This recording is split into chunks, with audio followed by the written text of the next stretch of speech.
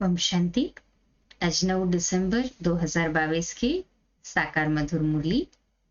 मीठे मीठे बाबा हम बच्चों से कहते हैं, मीठे बच्चे, तुम कर्म क्षेत्र पर आए हो पार्ट बजाने। तुम्हें कर्म जरूर करने हैं।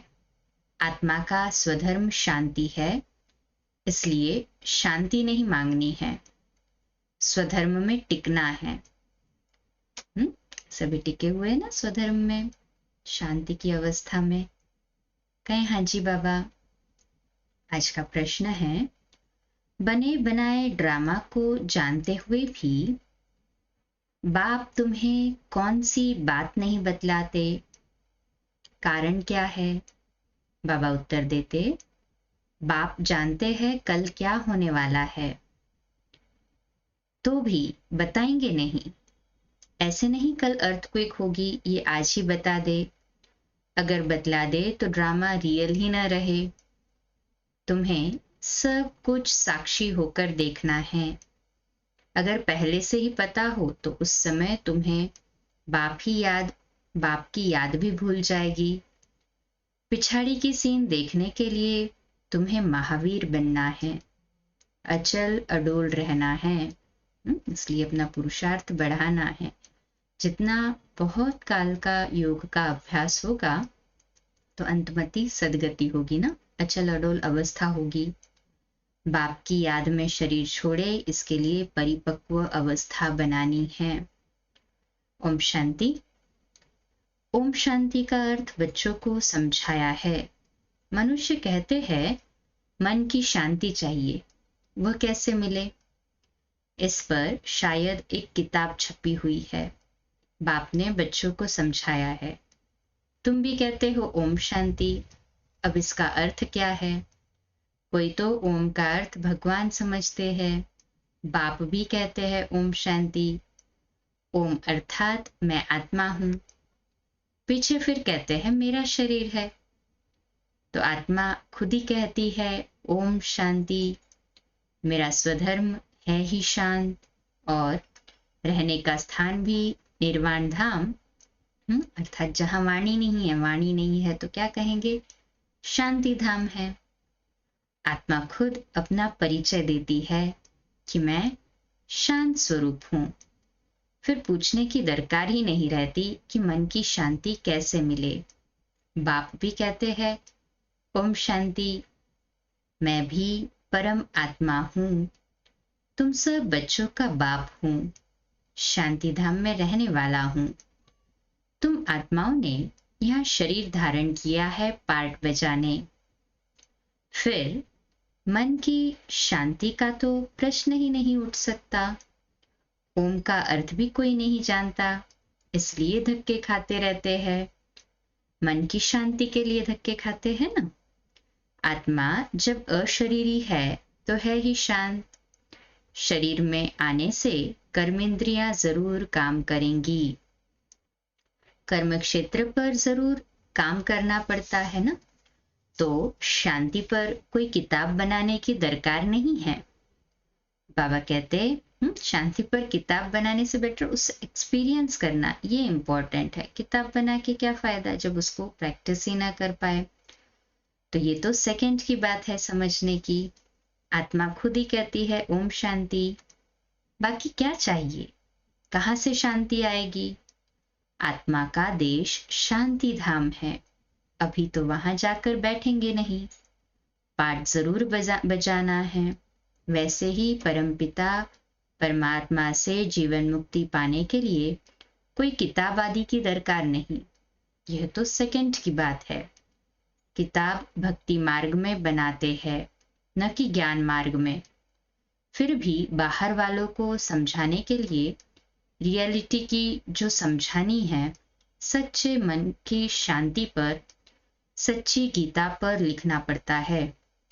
नहीं तो बुद्धि कहती है अपने को आत्मा निश्चय करो, सुखधाम और शांति धाम को याद करो, तो अंतमति सुगति हो जाएगी।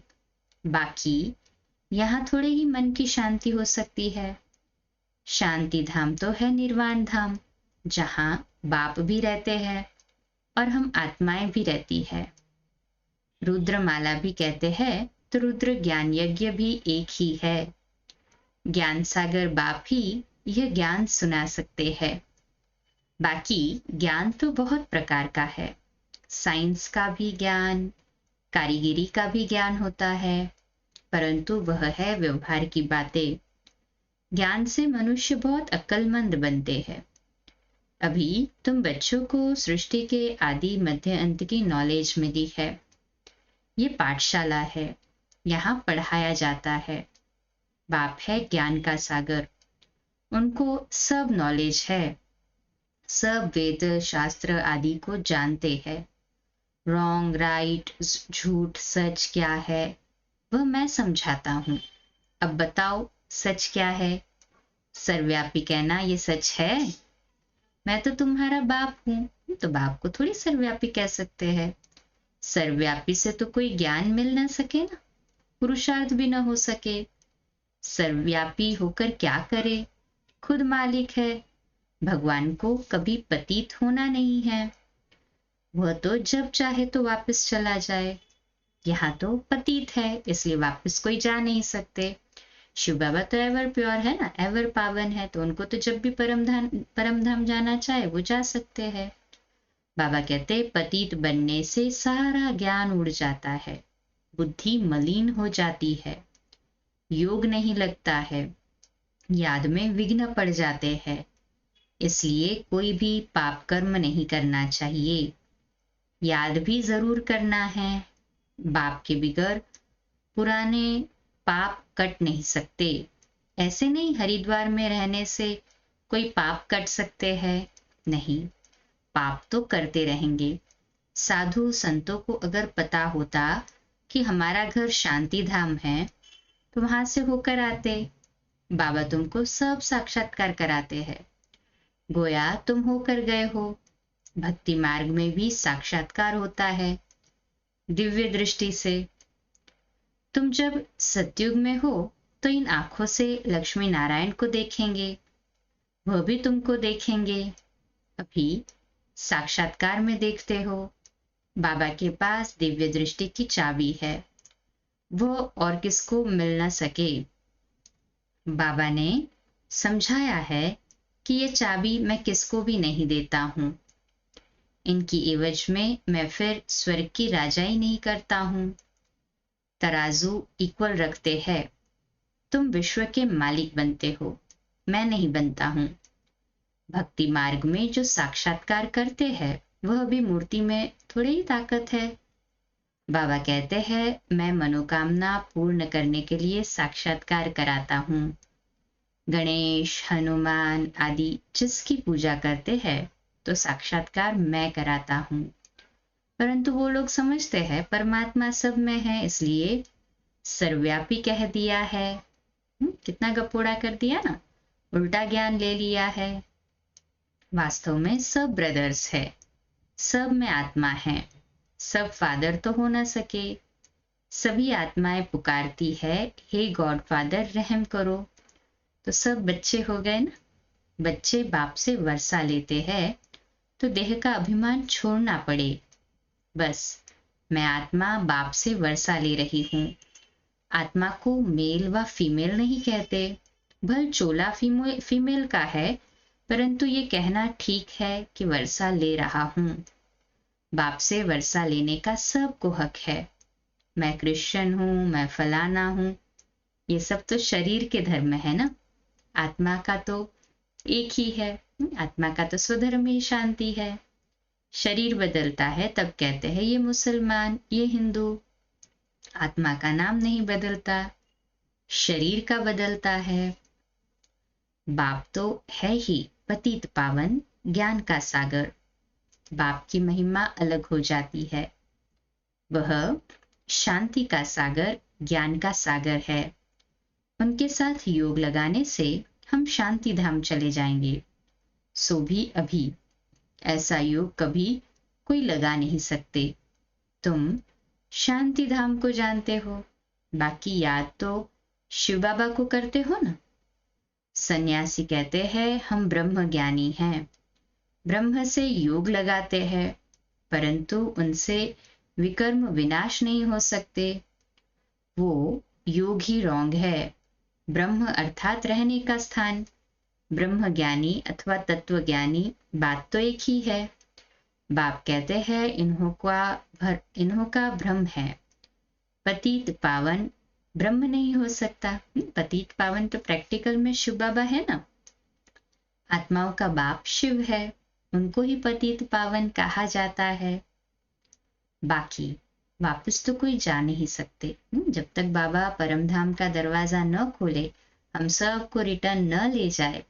शिव की बारात में सब जाते हैं ना, अंधे लूले लंगड़े, अर्थात पूरे तपस्वी पास विद ऑनर भी जाएंगे और कम तपस्वी भी जाएंगे। प्यार से नहीं तो सजा से, मार से, पर जाना तो सभी को है।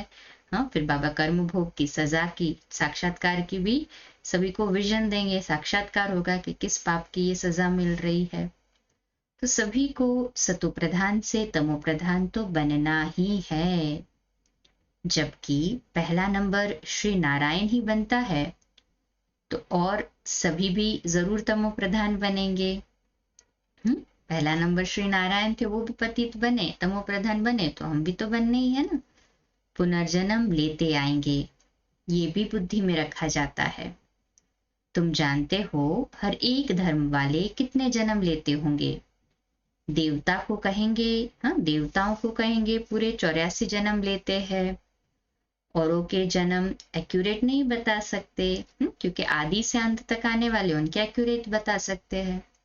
कोई हिसाब करे तो निकाल सकते हैं बाकी और के, परंतु जरूरत नहीं है। बाबा कहते इतना माथापेची में जाना नहीं है। हमारा अपने पुरुषार्थ से काम है और जास्ती बातों में नहीं जाना है। तुमको मुक्ति, जीवन मुक्ति चाहिए तो मन मना भव। मैं हूं ही पतित पावन, आकर राजयोग सिखलाता हूं। पतित पावन जरूर कलयुग अंत में आएगा, ना कि द्वापर में। सिर्फ शिवरात्रि लिखने से अर्थ नहीं निकलता है। त्रिमूर्ति शिवरात्रि लिखना चाहिए। भक्ति में घोर अंधियारा है, तब कहते हैं ज्ञान सूर्य प्रगटा, अज्ञान अंधकार विनाश।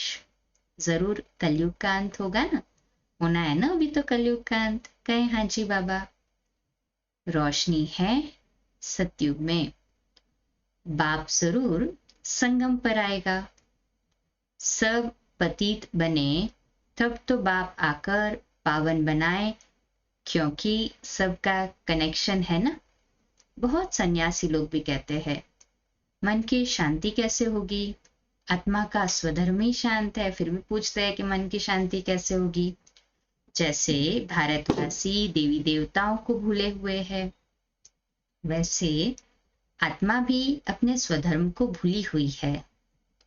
आत्मा ही जानती है मुझे रावण ने अशांत किया है, ये ज्ञान अभी मिला है। यहाँ तो शांति कभी मिल नहीं सकती, शांति धाम में ही शांति मिल सकती है। वहां तो सबको जाना है। हम शांति धाम में जाएंगे, फिर आएंगे सुख धाम में। दूसरे धर्म वालों को शांति अधिक मिलती है, हमको सुख अधिक मिलता है। उन्हों को न इतना सुख न दुख मिलेगा। यह है डिटेल की बातें। कोई ने लक्ष्य को अच्छी रीति पकड़ लिया है, वह भी काफी है। घर में रहते बाप और वर्षे को याद करते रहो, परंतु प्रजा नहीं बना सकेंगे। जो प्रजा बनाएंगे वही राजा रानी मालिक बनेंगे। मेहनत है ना। प्रोजेक्टर पर समझाना सहज है, बड़े बड़े आदमियों को निमंत्रण दे उन्हों को समझाना चाहिए। तुम बच्चे बहुतों का कल्याण कर सकते हो, ये भी नए तरीके निकल रहे हैं। अंग्रेजी में भी प्रोजेक्टर स्लाइड्स विलायत में जाकर दिखला सकते हो।